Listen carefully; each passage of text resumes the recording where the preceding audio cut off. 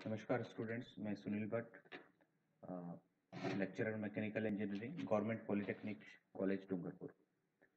आज जो हम स्टडी कर रहे हैं वो कोड नंबर 106 यानी मैकेनिक्स जो सब्जेक्ट है उसका जो चैप्टर नंबर 2 है कोप्लेनर फोर्सेस, उससे रिलेटेड हम बात करेंगे। और इसमें खास बात यह है कि हम जो टॉपिक स्टडी कर रहे हैं उसके अंदर जो फोर्स जो वेक्टर होता है, दो या दो से ज़्यादा वेक्टर को हम किस टेक्निक से हम एडिशन या सब्सट्रैक्शन कर सकें, वो टेक्निक हम यहाँ पर स्टडी करेंगे।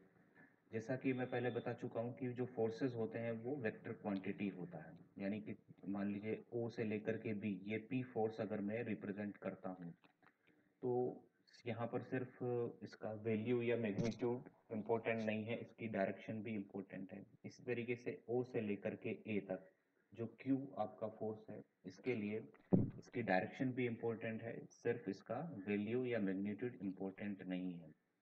तो यहाँ जो मैंने स्टेटमेंट लिखा है वो ये है, force is a vector quantity, the addition और subtraction of force can not be done by simply algebra method, यानी सिंपल जो अलजेब्रा या जोड़ बाकी होता है उस तरीके से हम नहीं कर सकते हैं, क्योंकि ये एक वेक्टर यानी सदिश क्वांटिटी है।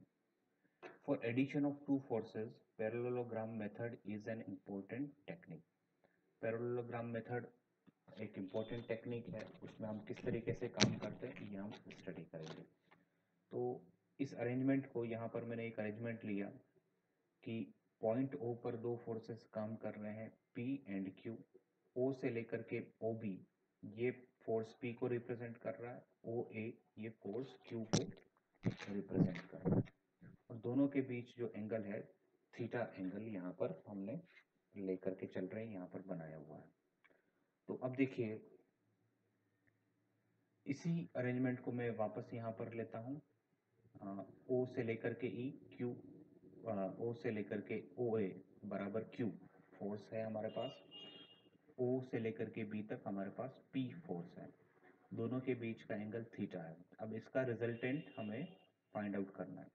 जाहिर सी बात है, हम कॉमन सेंस से ये कह सकते हैं कि जो रिजल्टेंट पी और क्यू का रिजल्टेंट होगा वो उसकी डायरेक्शन इस तरफ कहीं पर होगी, लेकिन वो डायरेक्शन कितने एंगल पर होगी, इसकी वैल्यू कितनी होगी, ये फिलहाल हम नहीं कह सकते। तो पैरेललोग्राम मेथड के थ्रू उसको फाइंड आउट करने के लिए सबसे पहले हम दो पैरेलल लाइन ड्रॉ करेंगे। सबसे पहले पैरेलल लाइन ओ बी के पैरेलल लाइन ए सी ड्रॉ करेंगे, लेकिन उसकी स्टार्टिंग क्यू के एंड से होगी। इस तरीके से एक और पैरेलल लाइन, पैरेलल यानी समांतर लाइन, हम ओ ए के पैरेलल हम एक और लाइन ड्रॉ करेंगे, लेकिन उसकी स्टार्ट वो बी से स्टार्ट होगी। जहाँ पर ये दोनों पॉइंट लाइन मिलेगी वो पॉइंट हम सी मार्क करेंगे। तो यहाँ पर हम देखते हैं ओ ए सी बी एक पैरेललोग्राम हमें मिल जाता है, यानी एक समांतर चतुर्भुज हमें मिल जाता है ओ ए सी बी। यहाँ पर जो कैपिटल आर है, अगर इन दोनों पॉइंट को अगर हम मिलाएंगे तो ये हमारे लिए इसका एक डायगोनल यानी विकर्ण बन जाता है। और ये जो विकर्ण होगा, ये जो डायगोनल होगा, इसे हम अगर वेक्टर साइन अगर देते हैं तो ये रिजल्टेंट फोर्स रिप्रेजेंट करेगा। यानी हमें अगर रिजल्टेंट फोर्स निकालना है तो इस पैरेललोग्राम की ये डायगोनल हमें पता करना पड़ेगा। तो ये पैरेललोग्राम टेक्निक होती है जिसके अंदर हम एक पैरेललोग्राम यानी समांतर चतुर्भुज बनाते हैं, उसका जो डायगोनल है या उसका जो विकर्ण है वही हमारे लिए जो है इसका रिजल्टेंट होगा। अब इसको फाइंड आउट करने के लिए, पता करने के लिए कि ये इसकी लंबाई कितनी है, तो हम पैरेललोग्राम के पॉइंट सी से हम क्या करेंगे कि हम एक परपेंडिकुलर ड्रॉ करेंगे, बिल्कुल लंबवत हम यहाँ पर ड्रॉ करेंगे। तो यहाँ पर हम देख सकते हैं कि ये हमारे लिए एक ट्राइंगल बन जाता है, एक रेक्टेंगल ट्राइंगल, जिसका ये वाला एंगल एंगल डी जो है 90 डिग्री हो जाता है। तो हम यहाँ पर कह सकते हैं ओ सी डी, ये एक रेक्टेंगुलर राइट एंगल ट्राइंगल हमारे पास मिल जाता है, जिस पर हम पाइथागोरस थ्योरम अप्लाई कर सकते हैं, लगा सकते हैं। तो यहाँ देखिए, R will be the resultant force. The diagonal OC is also the part of right angle OCD.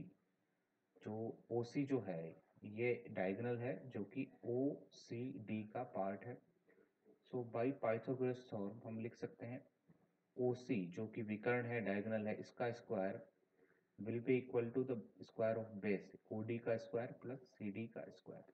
हम यहाँ लिख सकते हैं OC square will be equal to OD square plus CD square.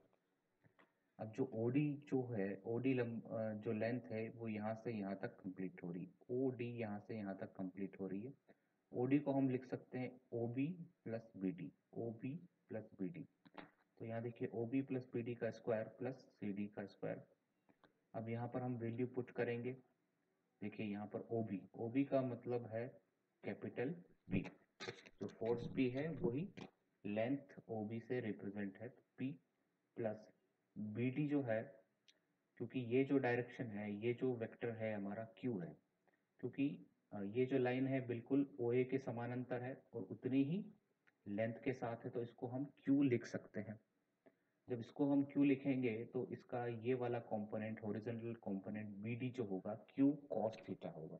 तो वही चीज यहाँ पर हम लिख सकते हैं। मैं यहाँ पर लिख सकता हूँ Q cos theta, Q cos theta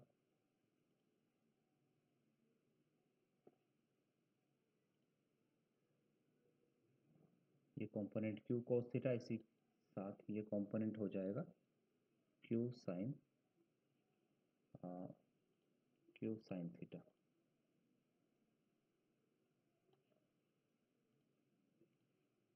ठीक है, तो यहाँ पर देखिए BD की जो वैल्यू होगी वो Q cos थीटा होगी प्लस CD जो वैल्यू है C और D इस ये पॉइंट मिलाने वाली लाइन कितना हो गया Q sin थीटा। तो यहाँ मैं लिखता हूँ Q sin थीटा का स्क्वायर।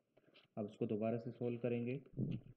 इस ब्रैकेट को अगर ओपन करेंगे तो यहाँ पर आएगा P square plus 2PQ cos theta plus Q square cos square theta और Q sin थीटा का स्क्वायर मैं इसको ओपन कर लेता हूँ तो क्या बन जाता है Q square sin square theta. अब इसको और सिंप्लीफाई कर लेता हूँ मैं, P square 2PQ cos theta ऐसा ही रहेगा। यहाँ पर देखिए Q square cos square theta, यहाँ पर Q square sin square theta. Q square इन दोनों टर्म में से मैं कॉमन ले लेता हूँ तो मेरे पास बचता है Q स्क्वायर ब्रैकेट में cos square theta plus sin square theta. और जैसा कि हम जानते हैं कि cos square theta plus sin square theta बराबर 1 होता है, तो यहाँ पर एक्सप्रेशन आएगा P square plus 2PQ cos theta plus Q square.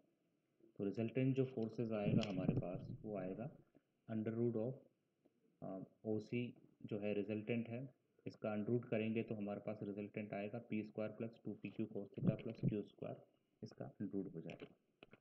अब इसको आगे इसको समझने के लिए एक एग्जांपल लेते हैं हम।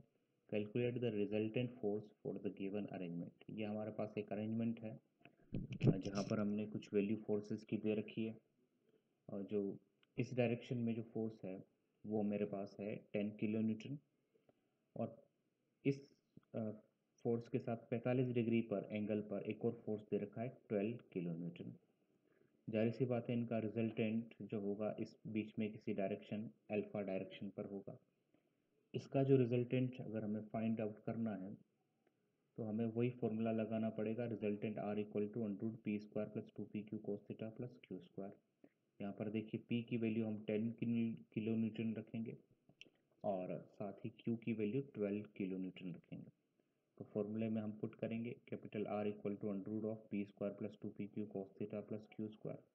P की वैल्यू हम रखेंगे 10, तो यहाँ पर 10 का square plus 2 into 10 into Q की वैल्यू रखेंगे 12 और cos एंगल जो हमारे पास 45 डिग्री है प्लस 12 का स्क्वायर। इसको सॉल्व करेंगे तो यहाँ 100 169.73 plus 144 equal to under root of 413.7 413.73।